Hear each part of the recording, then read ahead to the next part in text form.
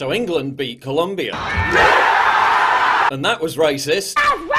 Even though half the England team is black or mixed race, and several of the Colombian players are white, doesn't matter, still racist. Colombia lost and racism won again!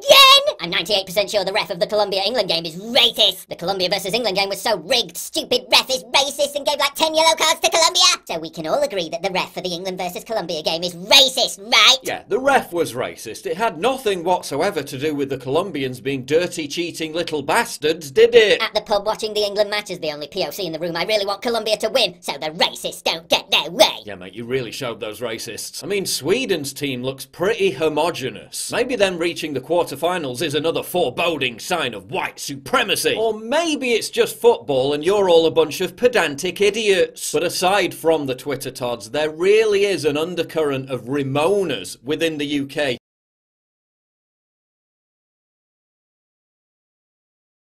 Who want the England football team to fail. This won't make me popular, but I can't help thinking that the last thing we need right now is for England to win the World Cup and whip the country up into a swollen-headed, flag-waving nationalist fervour. So seriously, fuck headlines like this. Vamos Colombia esta noche. I hope England get thrashed. Oh, she's a Corbynista who writes for The Guardian.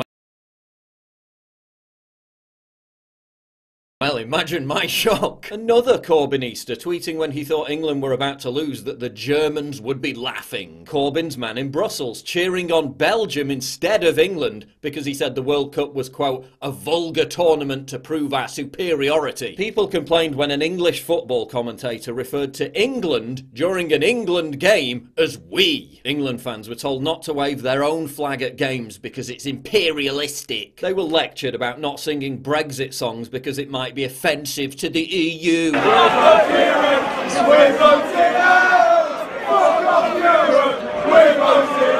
Yeah, we'll sing what we want. This sanctimonious twat in The Independent who said people who flew England flags were stereotypically gammon-faced Neanderthals. This guy who wanted England to lose because he's ashamed of Brexit. This guy who wanted England to lose because it would shatter the hearts of gammon. Football coming home will vindicate the gammon. Don't let it come home. You can hear them saying, we won the football, we can win Brexit. They want England to lose. And they're English. So if and when England do lose, can we just pretend we didn't understand the rules, file lawsuits against the opposition and demand a rematch? It's not a cliche when we say they hate their own country. Listen, we know you break out in hives when you see a St George's cross. Labour MPs who live in £3 million Islington swank pads sneering with contempt at working class people in Rochester for hanging England flags from their terrace houses. Look, we know you hate white working class English people. And you can barely contain your seething resentment. Your seething resentment at the fact that their vote means you might have to pay a bit more for your foreign nanny or your skinny latte. Boo-hoo! Your seething resentment that they get to fly the flag of their own country without you being able to call them racist. Outrageous! Your seething resentment that a generation of young people constantly lectured about how ashamed they should be can finally feel good about their homeland.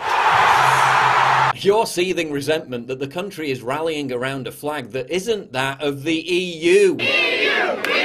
Your seething resentment that the England team is diverse because it means you can't demonise patriotic pride and populist nationalism as being a form of bigotry. This guy really owned UKIP when they tried to celebrate England's win by pointing out that Harry Kane's father was born in Ireland. Harry Kane's father was born in Ireland? He should have told me. This means we no longer have to worry about 400,000 new people pouring in every single year, our creaking public services, failing integration policies, rising violent crime, and can just erase the borders because Harry Kane's father was born in Ireland. Phew! Oh, and while I'm on the subject of sport, let's talk about Wimbledon tennis. So men and women get paid the same prize money, yet men work longer hours. Men play best of 5 sets, women play best of 3. The gender pay gap is real. Listen, I know everyone's sick of politics being injected into everything.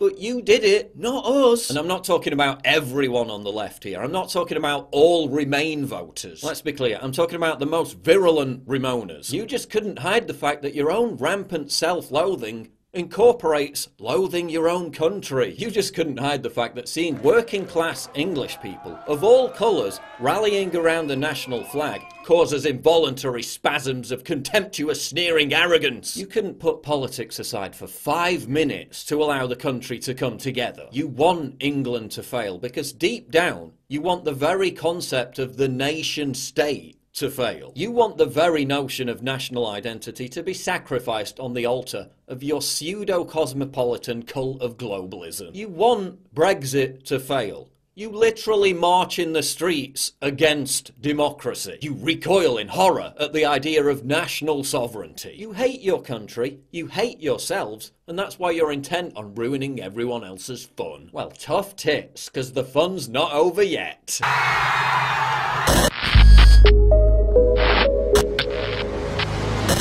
Please click the big red button to subscribe. It really helps me when you do that, and click the bell to allow notifications so you never miss a new video.